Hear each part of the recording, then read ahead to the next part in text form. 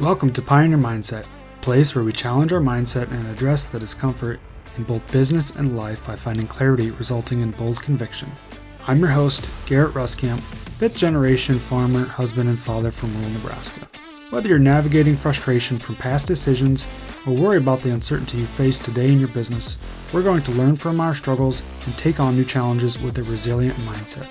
Join me as I share my journey of struggles I faced in agriculture as a farmer and family man. I'm ready to dive into honest conversations to tackle the mindsets surrounding key issues that rural ag business owners face that will ultimately help you gain control, leading to a profitable and sustainable business. Let's adapt to Pioneer Mindset and get to it.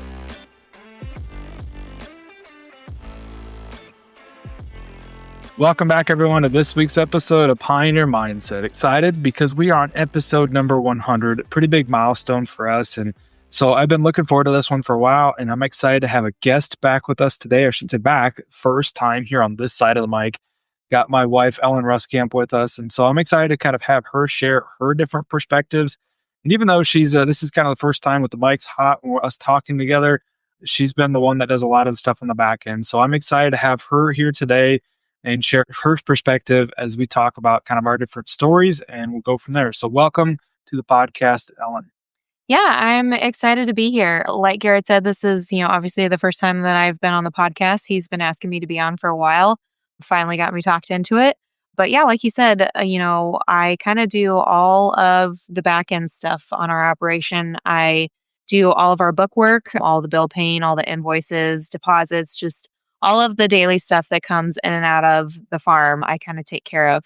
And then I also, on the Pioneer Mindset side of things, I do all of the behind the scenes stuff for that as well, whether that be working with our ads, doing some client management on the back end, prospect management, any of the social media stuff, just kind of all sorts of things on the back end that need to be done that you don't always see working behind the scenes. So we're definitely a team and a partnership in that aspect where we both have our important roles to keep all of our businesses running smoothly. Yeah, so I always joke because, typically, most people are used to hearing my voice or seeing my face when it comes to Pioneer Farmer, Pioneer Mindset, all those different things.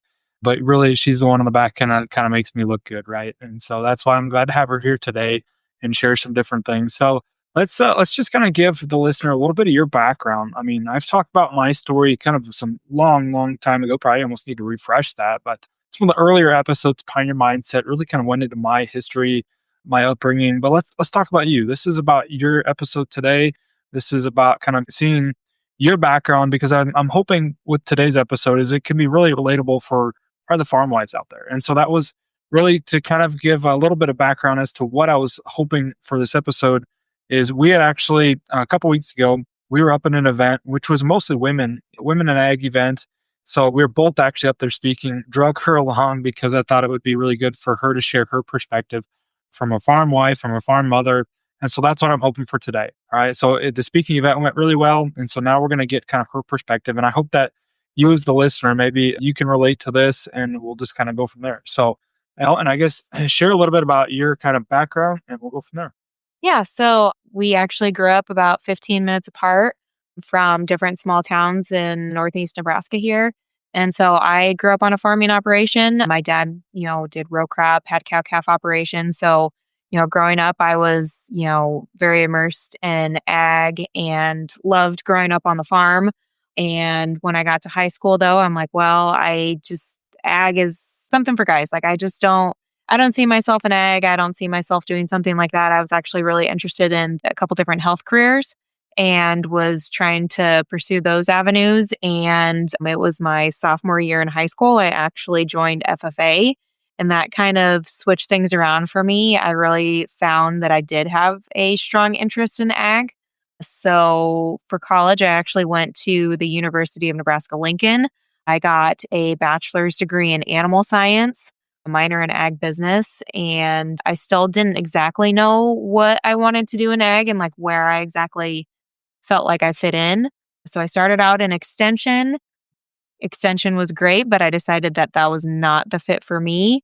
And then I actually got a job in one of our local towns doing record keeping, livestock management side of things for a business there that dealt with different hog operations, feedlots, and stuff like that. And so I did a lot of record keeping and data management for them. And so really enjoyed that. Was there, I think, for probably, I don't know, I believe about 5 years. 5 or 6 years. Yeah. Obviously we kept having kids. And so there was a point where, and we'll have to dive into that, but eventually came back to the farm and Pioneer Farmer full time. So yeah. Yeah. And so I think that was kind of the typical, we met kind of, you were kind of towards the end of your senior year. Mm-hmm. And just for context, I'm 1 year younger. We never let her forget that. Yeah. But so met towards the end of her senior year in high school. And then, she went off to college, went off to the big city in Lincoln, right? And so that was kind of the typical commute back and forth. And, we were just young. I feel like we're not going to dive down that rabbit hole. But then kind of as we kind of progressed in our relationship, obviously we were going to come back to farm to some extent, right? And so we were very fortunate. And I guess I'll kind of let you explain this and what your thoughts were. So we decided to, eventually got, engaged. And then, once we got married, we lived back on the home place here. And so what was that like? What was your thoughts as far as like, oh, I'm going to be moving into this house that's been in the family, or this is what I'm going to be doing. I'm just kind of thrown into it. Really, in most cases, we don't always have a choice of the place that we choose. It kind of chooses us, right? And sometimes a lifestyle that we choose. So what was kind of your thoughts? I mean, were you always hoping that you just kind of come back to be a farm wife and have a career, or what that looked like? But yeah, I guess, obviously, when Garrett and I started dating, end of high school and throughout college, we knew pretty early on that we were it for each other. And so coming back to the farm obviously really wasn't too big of a surprise. It did happen to work out that the place that we did get to move into was on the home place. So, like Garrett said, I don't really get to pick the house, but really fortunate with the place that we got to move on to and place to start our family. And so I felt like Garrett's family was very welcoming as far as welcoming me into the family, and getting to live here on the farm was definitely a blessing. And it was great to be able to be here, be close to the family farm operation, and then just start having kids and raising our family here. Yeah. So then once again, just for context, I mean, we got married, I think I was 21, you were 22. So fairly young. So then, we got married in 2016, right? And that was also the same year. We're going to kind of dive into the story. 2016, I was actually working off farm for the neighbor, like literally in the same section at a feed yard and row crop operation. I enjoyed that, but I think at the end of the day, I ultimately wanted to get back to the farm in one shape or another. And so, helping on the farm on the weekends or after hours or different things like that. But we had decided kind of prior to that, trying to find different avenues to basically get me back to the farm. And, land as a resource in this area, like everywhere else, is really hard to come by. So we thought, well, let's maybe expand in the cow-calf side of things. And I really enjoyed that, had a passion for it. So we decided to build a hoop building. And so I just remember some of these conversations. And they're probably some of our first fights that we had. And really, I was one of those things that I had a lot of conviction in what we were doing, or maybe a lot of stupidity or just obliviousness. I don't know. But I was really excited about the different opportunities that we saw in front of us. And so I probably didn't give you much of a chance to really have your input as we were getting married and starting this life together. So, I mean, I feel like a lot of people can relate to that. What was that like from your perspective? Yeah. So, I mean, definitely like building a hoop building, very exciting, very something new, something very different. So, I mean, that aspect was exciting, but it was also incredibly terrifying. I mean, putting up a hoop building is not a cheap project to do. Expanding your cow herd is not a cheap thing to do. And so it was just, I feel like as just married, still, just getting comfortable with being married and like taking that journey together. I mean, I feel like in your first year of marriage, you learn so much more about each other.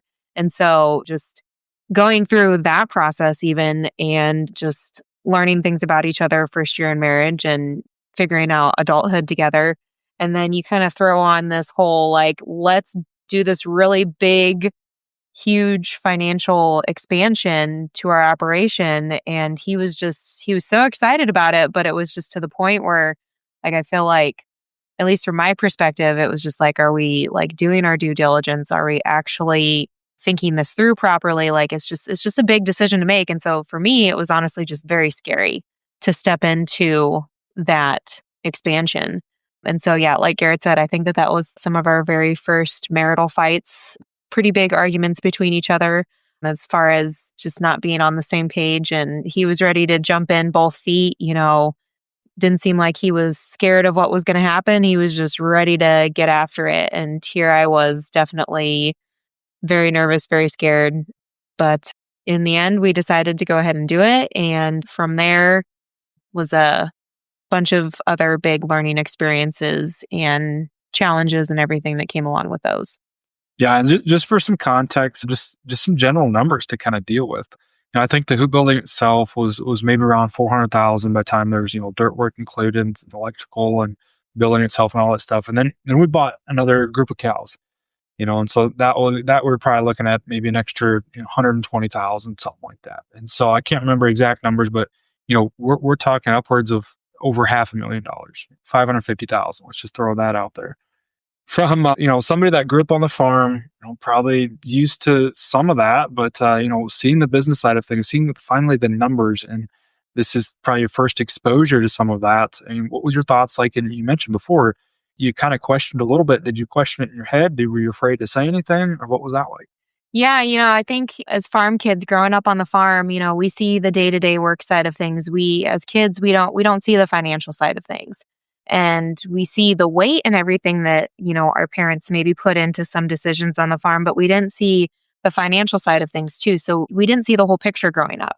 And so I think sometimes when now we're as adults and we're finally getting immersed in adulthood and learning the financial side of things and everything, and just having our eyes open to some of the costs of what actually it takes to run a farm operation, I think it is definitely a little bit of sticker shock, so to speak, what things actually cost, ranging from feed to seed to fertilizer, chemicals, just all of those things, all your inputs and everything on the farm, and just even simply buying a head of cattle, like what an animal actually costs, and then the money that you put into it to produce a calf and everything. And so just kind of all of those things, that you don't see growing up as a kid.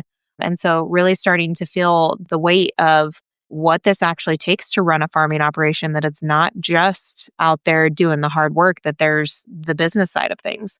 So I think that was very eye-opening. And so, yeah, I think just as a new wife and kind of new to the family, I just, how much do I question? How much do I put my 2 cents in here? Because, even though I am an in-law, so to speak, it still affects me in a very big way making this decision. And so at the end of the day, I just put my trust in him, and just if this is what he wants to do and this is what they think is best, this is their farming operation, we'll figure it out as it goes. But yeah, it was just definitely very scary to be put into some of those first really big adult decisions, other than deciding where to go to college, where to move back to, even buying a car. It just felt like a bigger decision with more weight to it. It was a very long-term decision to make. So in that, do you feel like it would have been helpful if you'd been able to see some clearer numbers, or at least have an idea as to what things look like? Because looking back, honestly, and I say this and everything I talk about, is we did not have the financial integrity. And what I mean by that is we just kind of went in this probably more oblivious, more like we're just going to work hard and it'll be fine, right? And so we kind of went through this, and I'm sure our relationship has always been pretty open, even from the start. And so I was probably excited to share everything with her, and probably not necessarily hiding the numbers, but at the same time, maybe just showing you, well, this is what it's going to cost. We never talked about what it was going to bring back to the operation. We never talked about how we were going to pay for it. We never talked about some of those numbers, quite frankly, because we didn't always know those numbers, right? And so do you feel like that would have been helpful to have some more concrete data or something to clarify what we're actually trying to do? Yeah, absolutely. I think, for me at the time, I was not involved in the bookwork or anything like that. And so I think that, I still was only seeing part of the picture. I knew, when we were talking about this, like what it would cost to put it up. But yeah, like you said, didn't really know, like, hey, like, what's our debt load at the bank? Like, what does the balance sheet look like? Do we have a cash flow? Like, I wasn't even thinking about those things either. Just thinking that, like, hey, this was something that you needed to have in place. I was just more thinking along the lines of just making sure you guys know, like, will this work? I wasn't thinking probably necessarily about like the specifics of it, but I think that, yeah, like maybe as a farm wife who is somewhat involved in the operation, but not like 100%. And so it's still a decision that you want to make with your spouse, having more information to give so that way that they can get the full picture. It definitely probably would have been a lot more helpful and maybe would have avoided some arguments and maybe helped discussing, this decision and thinking it through. Maybe it would have helped things, I think, tremendously. Yeah. And I think sometimes this is something I was thinking about here recently is I feel like, yes, as the husband that, in this case, I don't want to say this wrongly, but maybe kind of like the one that's providing for the family, that's kind of what we take on our own shoulders. And it's like in that, we just kind of hope that everything's going to work out, or, most of us farmers are optimistic, right? And so we go in this plan and we're telling them, yeah, it's going to work, even though we have no certainty in that. But sometimes, and wasn't necessarily any fights that we got into, but like if you would have even questioned it, I feel like most people would have just gotten defensive. Like, do you not trust me? Do you not trust what I'm trying to do for our family?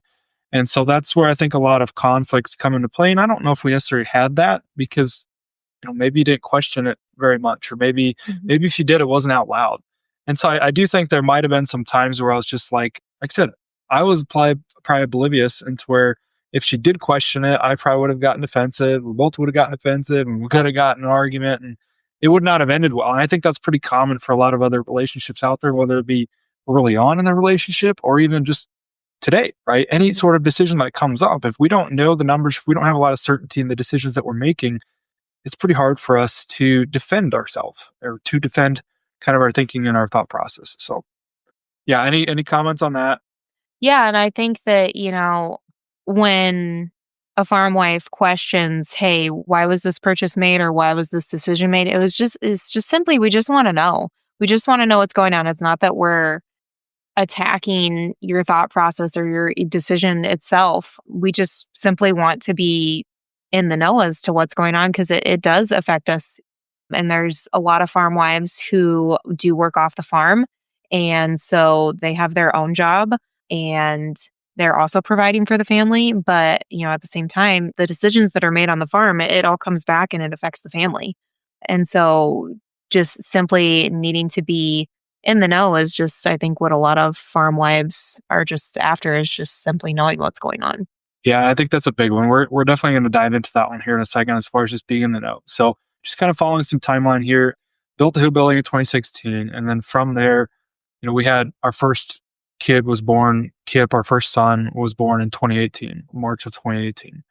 And so at that point, just for context, before we built the Who building, before we expanded, we had 150 cows.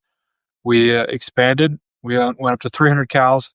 And then in the years of 2018, kind of in the fall, that's when we were kind of deciding like, hey, seeing the stresses from the operation, seeing all the debt load that we were carrying, seeing the expenses that we had incurred, and like, hey, like most other farmer mindsets, if we have this expense here and we divide it out amongst 300 head, it'll be less if we divide out amongst 450 head.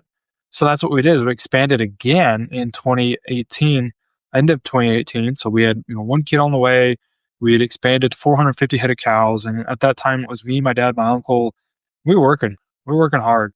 And so, take us back to that time when just from, like I said, wife's perspective, you working off farm. We had one son at the time. And so what was that like as we were just in the grind of it? Yeah, I think too, even if you don't live on a farm, your step into parenthood is just a whole new learning experience as it is. And so I feel like you throw a farm on top of that and it just kind of makes it a little bit even more challenging.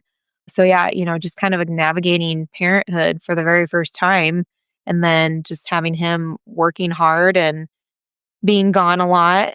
It definitely was an adjustment, just trying to, I go from just caring for myself to now having to care for a baby and just trying to navigate, our roles and just how we work together as a team in that aspect. And so, you get married and it's a learning experience. It's time for growth. And then you have a kid and you enter parenthood and that's another step into learning and growing. And so trying to grow on the farm at the same time, it was just a lot going on. And so there was definitely times where it was just intense. And, there was times where I felt like I was doing it alone.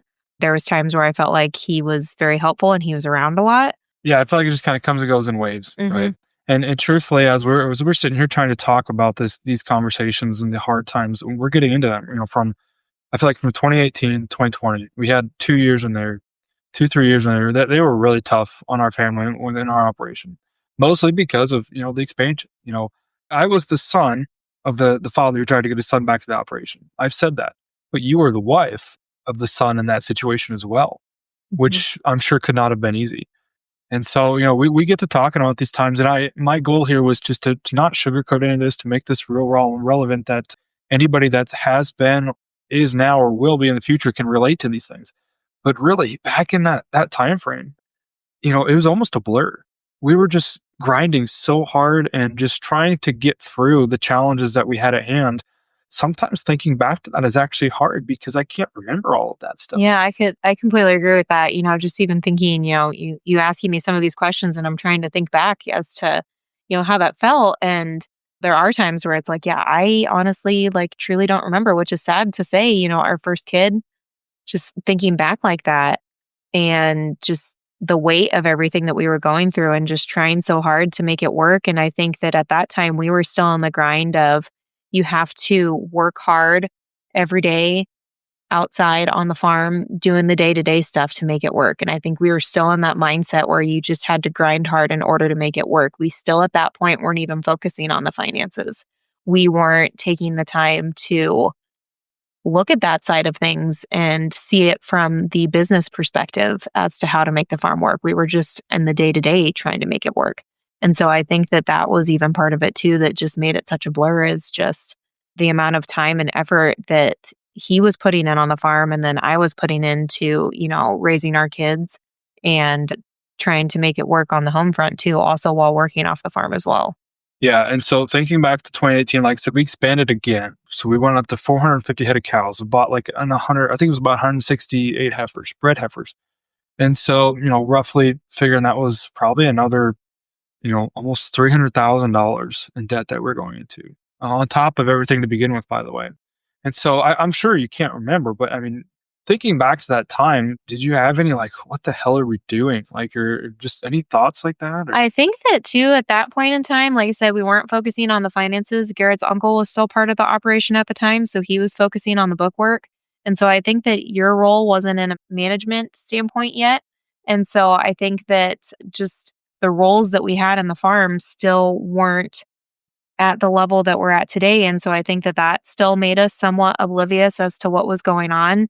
His dad and his uncle, were still taking care of the business side of things, so to speak. And so I think we were still pretty oblivious to that side of the farm to where, I don't know if I really had the thought to question it. I just knew that we were working hard and that things were kind of tough. But I don't remember really questioning it too much until his uncle and the bank and everything were finally like, hey, like, we're not in a great spot. And so, not that it was a slap in the face, but I think that it was a little bit of a shock that, like, hey, like, this is actually really serious. Like, this is not good where we're heading. And so I think then we were really finally starting to get more exposure into the number side of things. And around that time in 2020 is kind of when those big financial strains really started to become a burden. And his uncle started sharing more of what he was seeing on the book side of things. And, that kind of led to his decision to leave the farm and, kind of got us then thrown into more management roles. I took over the bookwork. And so I think that's when things really started to shift and we started to have our eyes opened more. Because I think before that, we were still even pretty oblivious. 2 years into this, working through it, we still didn't know that side of things. Yeah, and I think that's really important. We'll definitely touch on that. I want to backtrack one thing real quick to get a wife's perspective. So as we were like sitting in the grind of it, taking care of 450 head of cows, we had roughly 900 acres of row crop at the time. So we had plenty of work to do. We were calving those bred heifers out in the spring of 2019. We had terrible weather, terrible calving experience, just working our tails off, working our asses off, and then struggling financially to boot, right? So from your perspective, once again, remember what you can. But like as a farm wife who's trying to support her husband, trying to support the kid that we had at the time, a family, how are you trying to be supportive for me, but then also like trying to hold your shit together too, for lack of better terms? Yeah, I think that, as a farm wife, you're always trying to be supportive of your husband and not, tear his dreams down or anything, and just remind him that, hey, everything will work out. It will be okay. And I think that's kind of the voice that a lot of farm wives are, just reassuring them that even though things are hard right now, like we'll figure it out. But yeah, I mean, that definitely did probably put like an extra weight on my shoulders, trying to be supportive and positive for him while trying to be positive for myself and also to care for our young son and just, yeah, try and keep that all together, working my own job on top of it. So, I mean, yeah, there was a lot of stress put into that. But still, like I said, thinking back, we were still kind of in that oblivious time where, you felt the weight of it, but it wasn't fully on your shoulders sort of thing. And so like you knew that things were tough, but you're like still had the belief like, oh hey, it's gonna work itself out. It'll be fine, and I don't know if that was just me putting those thoughts on like his dad and his uncle to where like they'll figure it out, like feel like they're more the adults still, even though here we are, married and have a kid, like they're the ones with the wisdom and the experience and it'll figure itself out. And so I think that it was still some of that, just trying to maybe just protect yourself a little bit, maybe by just telling yourself, like, hey, just don't worry about it. And it just kind of all then comes crashing down when you try and put it off like that, I think. Yeah. So then speaking of, we go from kind of that stage where we're just working hard, like, so not fully aware of the finances, right? Hmm. And then all of a sudden we finally got, I'd say, tripped when we fell on our face. That's Hmm. just for lack of better terms. And in basically about 2020. Hmm. And so, by the way, also prior to that, and I think it was summer in 2019, fall of 2019, we started to have some of these conversations like something needs to change. We're fifth generation. We're not going to be able to pass this on to sixth, right? Hmm. And we had a son at the time. Even if you have just a kid in general, daughter or son, doesn't matter. We're not going to be able to pass this on if we don't do something different. So all of a sudden, we went from not knowing to like, we have to know. And so I remember some of those uncomfortable conversations. And then at that point, all of a sudden, baby number two, R2 comes along. Our second son was born in 2020, right? Hmm. And so we started having these conversations while you were pregnant. And I want you to speak to this because Yeah. this is really important. You know where I'm going with this, but we talk about all the time, all the things we face in the business, how that translates to the personal side of things, even our physical and mental health. So kind of share a little bit about that. Yeah. And so I think that's when, like I said, I was pregnant with our second son, Judd. And that's when these financial issues really started to come to light and become a real burden. The bank started, saying things. And that's when we were actually, I feel like, brought into the conversations on the financial side of things and how things were looking. And it was looking not great. And, that's when his uncle decided that, hey, it might be best for me just to leave the farm. And so then I feel like that put a lot of weight on our shoulders to take over some of those roles. Garrett stepped into a more managerial role on the farm. I took over the books. Even though I had an ag business minor in college, I felt like that didn't prepare me at all for knowing how to do book work. So I was starting from square one there. And just being pregnant at the time too, growing a little tiny human and all of the stress on my body, it was a lot. My pregnancy with him was a very, very stressful pregnancy to the point where I actually ended up getting shingles. And there was just so much stress that I felt just being thrown into this where, hey, like, we don't know if we're going to make it. Like, is Garrett going to have to go get another job off the farm? Are we going to have to sell stuff? Like, it was just a lot of these questions all up in the air because we had no idea. And finally starting to meet with the bank and actually looking at some financial documents, looking at balance sheets, looking at loans, and actually starting to question things and wonder where this is coming from and like, how did it get to be like this? And just knowing the numbers that it took to put the hoop building up to expand the cow calf herd. But then all of a sudden, this debt was just so huge. And it's like, where did all this come from? And so just really having an eye opening experience there with getting thrown into what it actually looks like on the financial side of things. And I even think that, even doing the book work and still talking about things, your dad and your uncle still didn't necessarily know what was going on, just relying on the bank. And I think too, having a banker that maybe didn't necessarily not that he didn't have our best interests at heart, but like I don't think things got structured the way that they probably could have. And so just putting a little bit too much trust and faith in him to just, oh, hey, like, oh yeah, go ahead and do this expansion. Like, it's fine. And just being like, all right, cool. And so I think that was just really eye opening that, putting your trust into somebody that, maybe even if there would have been a little bit more of an in-depth conversation as to how we wanted things to look, things could have been different on that end even. And so I think it was just real eye opening to the situation that we were actually in. Yeah. So picture this. All right. So we talked about the timeline so far. We're at 2016. We got married. 4 or 5 years later. We haven't been married for 5 years even. And we had 2 sons by that time.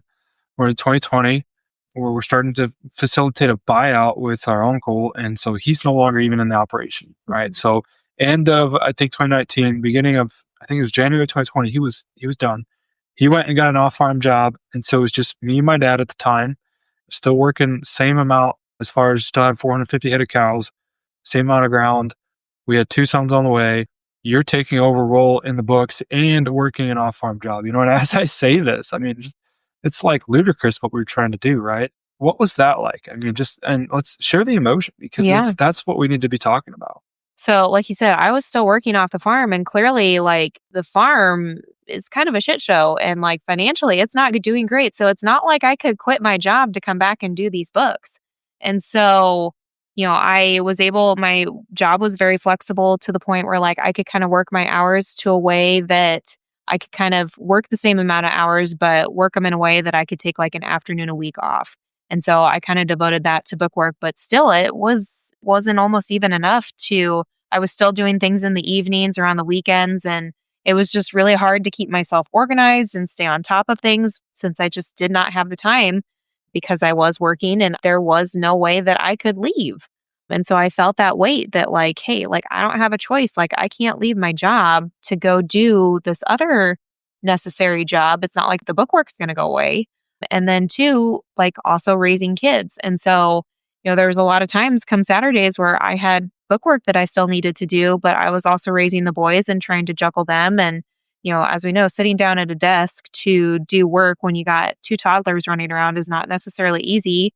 He was still working on Saturdays, working real hard. And so, it was just kind of me. And so there was just definitely times where, I just either had to use my weekends and I had to ask for help from his mom or my mom. And it just took time away from my family, just trying to juggle both of these jobs. And so I just felt like a lot of weight and responsibility on my shoulders just because I could not leave my job. It was a required necessity.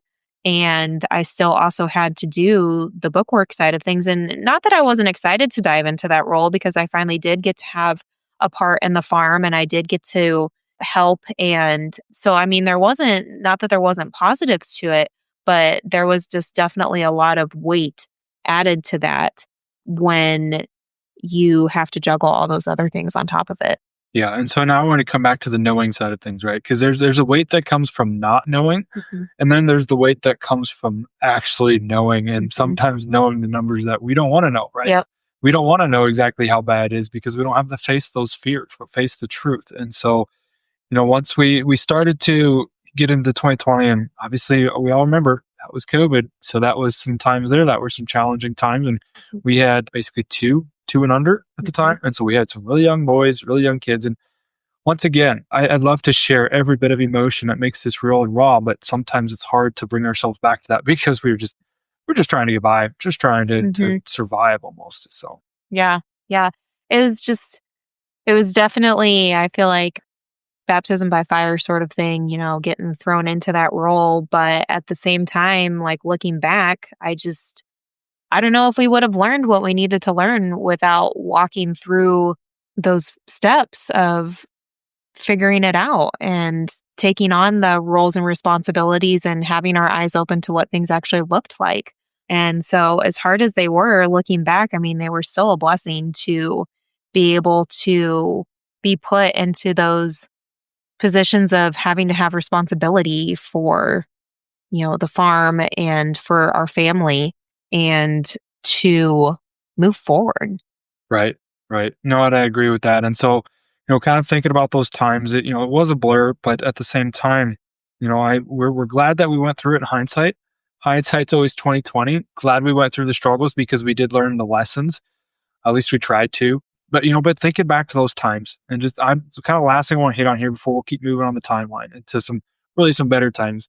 But as we were trying to figure out how to survive, as we were trying to have meetings with the banker, but also meetings with my parents, my uncle and his wife, and some emotional, heated meetings with the attorneys, and just trying to figure out how we're going to proceed forward here and keep this thing alive.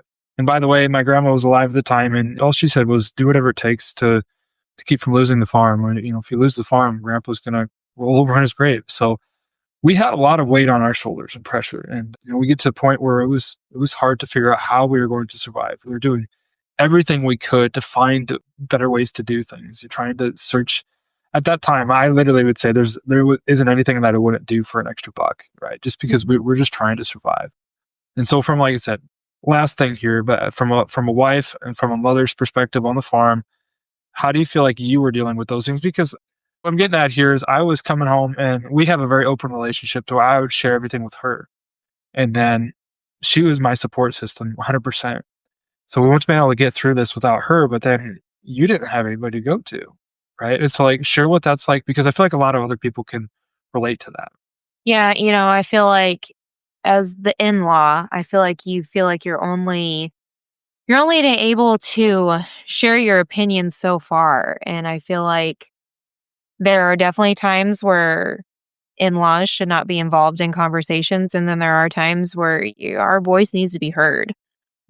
And so just trying to find the balance of sharing my thoughts and opinions on some of the things that we were going through that were within my rights to, I guess, or within my place to, where I'm not overstepping bounds here, and just trying to, I guess, navigate that. And so I felt like, yeah, he would come home and I would try to be as supportive as possible.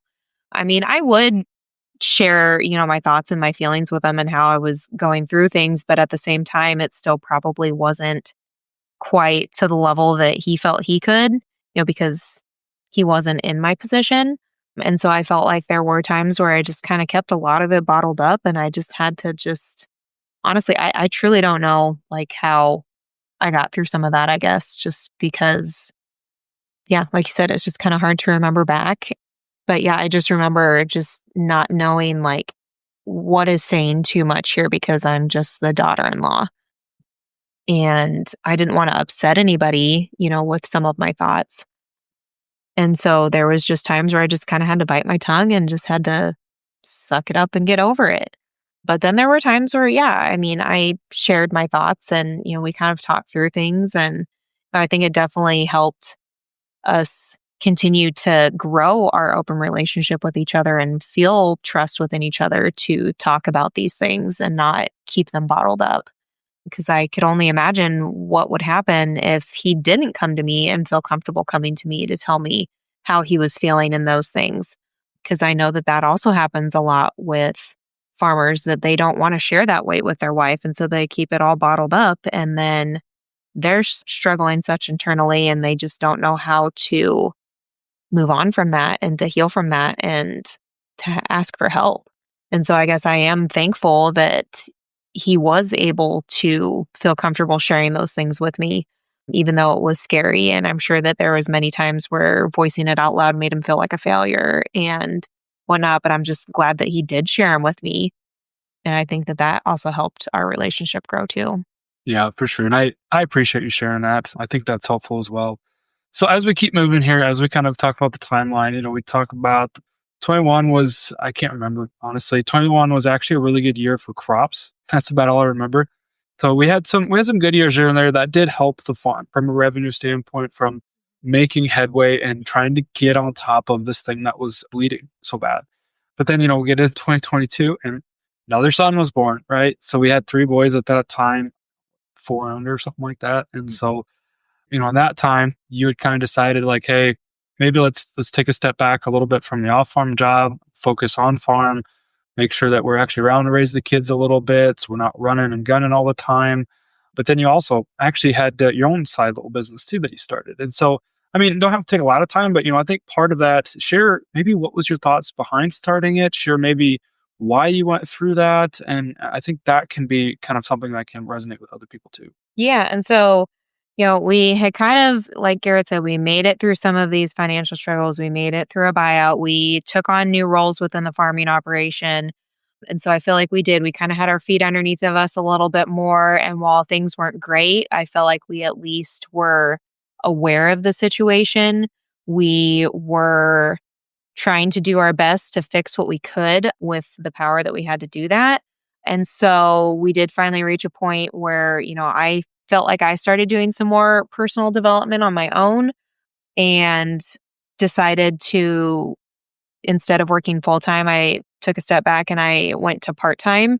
And so, like Garrett said, I started my own business where I did t-shirts, jewelry, those sort of things by color season. I was looking for something for myself to do since I was so wrapped up in doing stuff for everyone else, for my kids, for my husband, for the farm.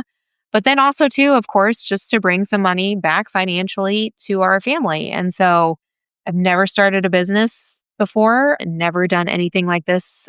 So it was definitely very new for me, very scary, but very exciting. And so I did that for a couple years. It was really great to have something of my own, something that I enjoyed. And that also brought lots of learning things as far as on the business side of things. And I feel like having the knowledge and the struggles that we'd went through the years prior and like knowing that you actually had to be on top of things, you had to be aware of things, you had to do your due diligence with stuff, I felt like did help a lot of different struggles that I did have with that business too, just learning and growing and just figuring things out and whatnot with that. And so, yeah, I did that for a couple years. And then we decided to start Pioneer Farmer. And so with that, I decided to kind of hang my hat up with Midwest Marigold and kind of take a step back from that business. While it was something that I enjoyed, it just never really did blossom into a huge profitable thing. Not that it wasn't a profitable business, but it was just definitely something that it was more that I did to enjoy on the side. And so Garrett had proposed this consulting business to me and just decided that that was the route that I think that our family needed to go. And so I was fully on board with supporting him there. And so then I kind of got thrown into that role of being the other half of that business. Yeah, but I wanted you to share about Midwest Marigold because that is something that we kind of forget about. I feel like when we're in the midst of the season that we're currently in, we're trying to get through, we're dealing with kids, dealing with the businesses, dealing with all the things that need to be done. We tend to forget about things that happened last year, even 3 years ago, right? And so it's important for us to share that side of the story because having to go through building that business was probably a good portion of what helped us build Pioneer Farmer and build another business, right? Mm-hmm. And so I guess where I want to kind of go to now is taking a step back as far as like back into the know, right? Mm-hmm. Back into you were doing the books. We both kind of had a pretty good knowledge of the books. All of a sudden we're go from not knowing to having some clarity. Once again, not always a good thing because we're just trying to see how this farm is going to be viable long term. How is this going to ultimately help us reach our goals?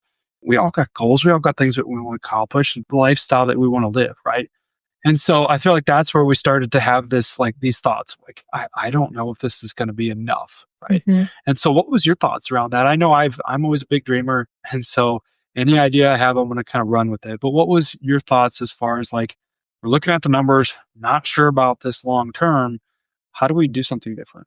Yeah, no, absolutely. I think that, like you said, sometimes it's kind of not great knowing, but at the same time, it's just so much better than not knowing and then having the rug pulled out from underneath of you. I mean, at least knowing we're able to make decisions better and we're able to work through it. Whereas, without knowing, you could just fall on your face and not even realize it.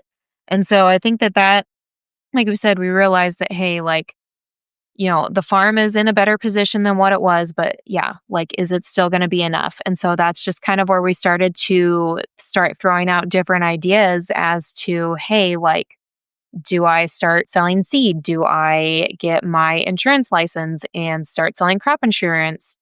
do I buy a truck and start trucking on the side too? And so like we were going through these different scenarios and different business ideas, trying to find what would be a good fit for our family, for the farm, and then too, just even like what Garrett enjoyed, what he loved to do.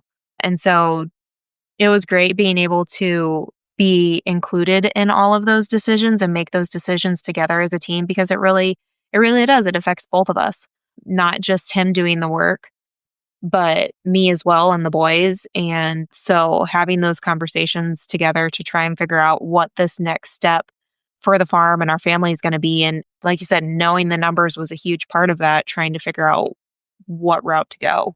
Yeah, it's like I said, we had different ideas that we kind of bounced around or we investigated, and one of those was a trucking company. And so we had gone as far as started the LLC, and we had bought in the truck, and we were just having some almost epiphanies like, is this going to be what we want long term? Is this going to help reach our goals? And ultimately, we decided not to go through with that one. And then we dived into other ideas, maybe even like a crop insurance business. And kind of fast forwarding to make the long story short is we decided on, the coaching and consulting business. And so as I kind of brought that idea to you and kind of that new endeavor, what were your kind of thoughts?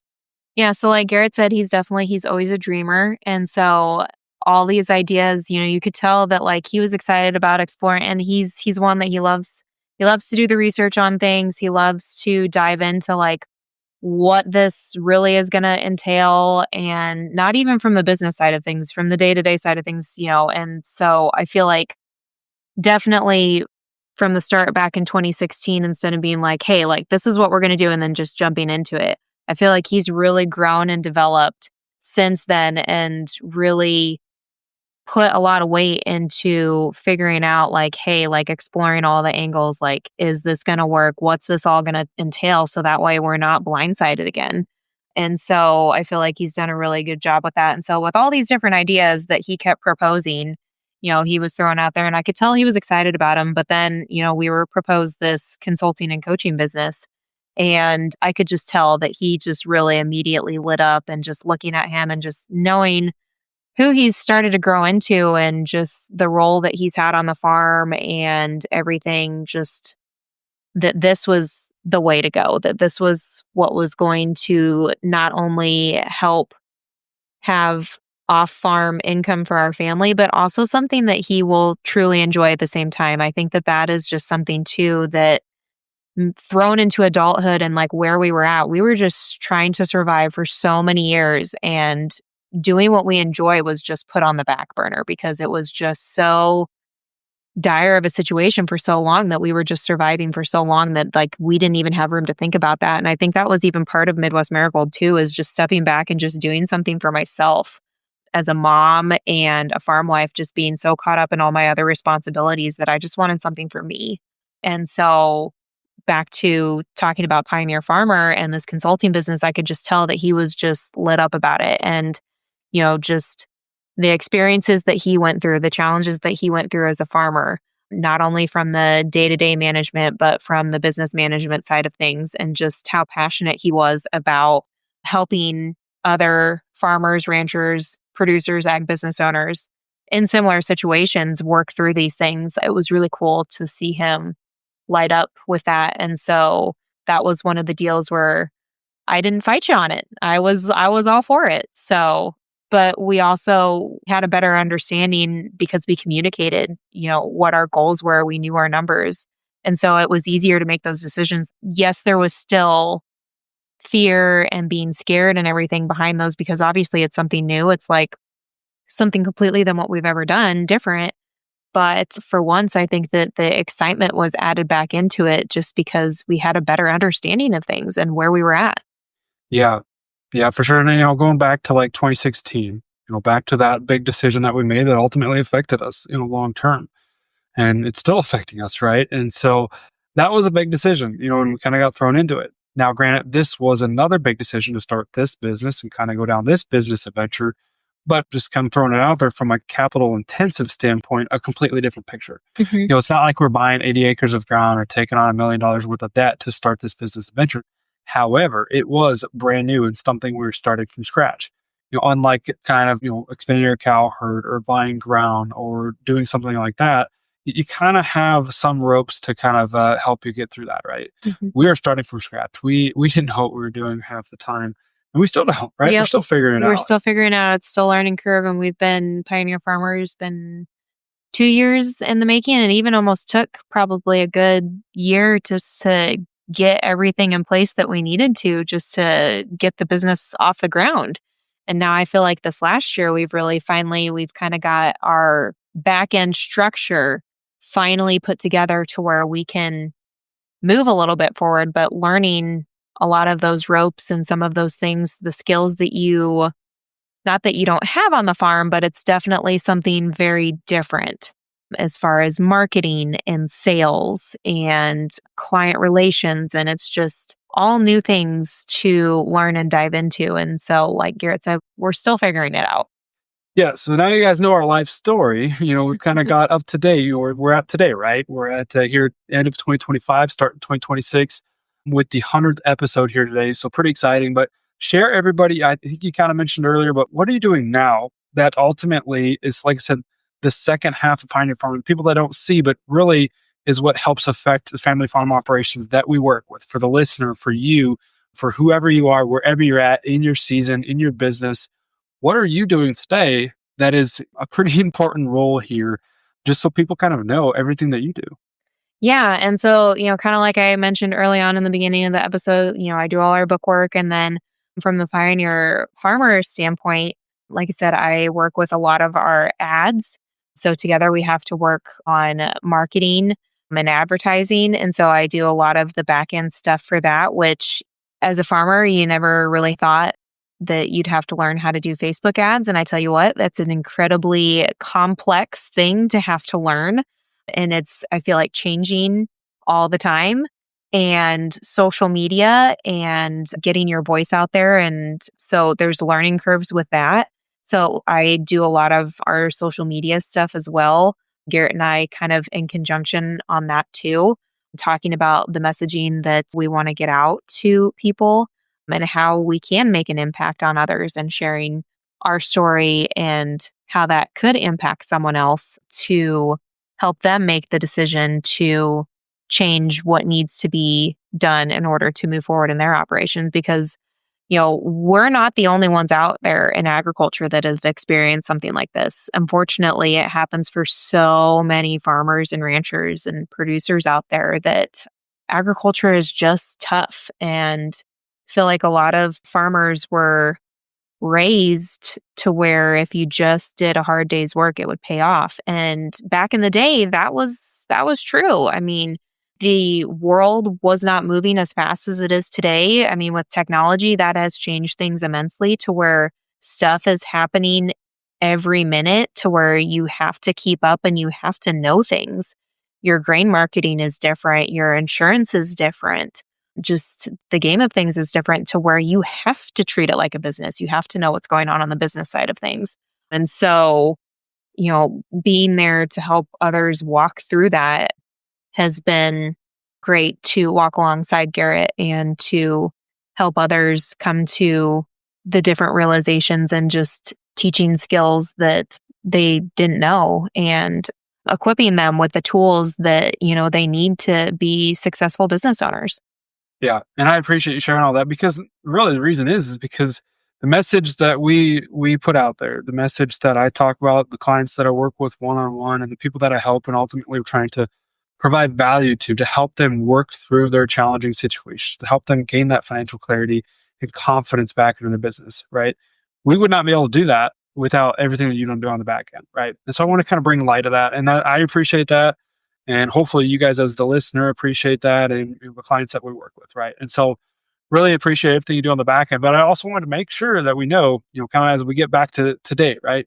Everything else besides Pioneer Farmer, right now, kind of bring you up to date. We got at 2025, we got 4 boys. We had our 4th son that was born in October of 2024. Trying to keep my dates straight here, but 4 boys, family of 6.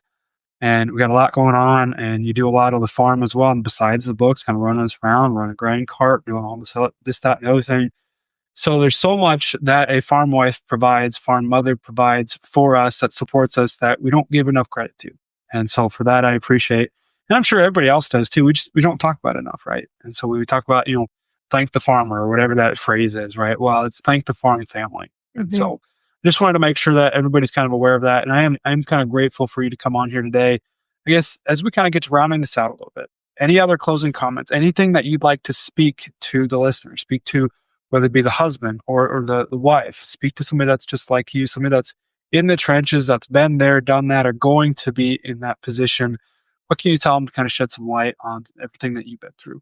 Yeah, I think that the biggest thing is don't get discouraged, even when things seem really bleak or really tough or like there's no light at the end of the tunnel, just not to get discouraged and to just have faith in the plan that God has laid out for us, and to just communicate and talk with your husband or, your farm family, and, work through these challenges together, to sit back and ask questions, open your eyes to the picture that's right in front of you, so that way equip yourself with the knowledge needed to make decisions to walk through those hard times, instead of getting discouraged and just sitting back and just hoping and praying it all works out. Take the steps, take the action to move forward. Because if you don't, you're just going to continue in the cycle of surviving, kind of like we were. Like I said, it was hard times and I don't always like looking back on them. But if we would not have gone through those things and stepped up and decided to make the changes and move forward, we would not be where we're at today either. And so I think that's just my biggest thing, is just not to get discouraged, and to also just communication is key. Communicating from all angles as to what's going on the day-to-day, on the financial side of things, just, communicating with your spouse, with the other people in the operation, that extends to if you have an uncle, a dad, or whatever that's in on the operation. Just communicating your goals, your thoughts, your concerns, and just trying to work together as a team to move forward. Yeah, I think that's important. Over communicating is underrated. Yes. So I guess, where can people find you? I know you don't post a lot anymore with Midwest Marigold, but where can people find you if they want to follow along? I'm very curious with interacting with you or reaching out to you. Where can people kind of connect with you? So like Garrett said, I don't post as much on my social media anymore on Midwest Marigold, but I do from time to time. So definitely send me a message or send Garrett a message on his Instagram if you want to connect and talk through things on a farm wife perspective. I would be happy to chat. Yes. What's your Instagram handle for Midwest Marigold? It's, I think, midwest.marigold. Yeah. And by the way, she does manage some of this stuff for my social media. So if you want to reach out through my Instagram, just at Garrett Ruskamp, she would see that as well, because she does, like I said, all the things that make me look good. So we do appreciate that. So any closing comments? Otherwise, we'll round out today's episode. Nope, just really excited that we actually got to episode 100 when we decided to start a podcast. That was also something we've never done before. And so I learned, once again, all the back end stuff that goes into running a podcast. It's not simply just hitting record and then it's out to the world. There's editing, there's show notes, there's uploading it to a platform that then pushes it out to all the podcasting platforms. And so it was just a learning curve with that. And so it's just exciting to see the podcast actually reach 100 episodes and that we've actually stuck with it and made the podcast into what it is today. So just really just as proud of Garrett as I am myself to get the podcast to this point. So I guess pretty exciting that we got to round episode 100 out together. And really, there's kind of the closing comments there for me is, really, if we can do it, you guys can too. Mm-hmm. I mean, it's honestly just kind of a positive light there as we go into some really hard times here in 26. I mean, every season's going to have its struggle, but for things that we've been able to do, just kind of put our heads down and go accomplish it. You could do the same. Yep. By all means. Yeah, absolutely. There's always a path forward, like I said, to just not get discouraged, because there is a way forward and it's not going to be easy. It's going to be hard. It's going to probably be filled with lots of uncomfortable conversations, uncomfortable experiences. But on the other side of things, it's worth it. I mean, we on our farm, we still have our own struggles that we are walking through to this day. And I think that on farm families, you're probably never not going to have struggles. but just being open and honest with each other and just being willing to do the hard work from all sides of things to make yourselves into better people, better operators, better businessmen, better producers. It's all worth it in the end. Yeah, absolutely. Well, thank you, Ellan. I appreciate you coming on here, but that's all I have for this week's episode, folks. We'll catch you guys next time.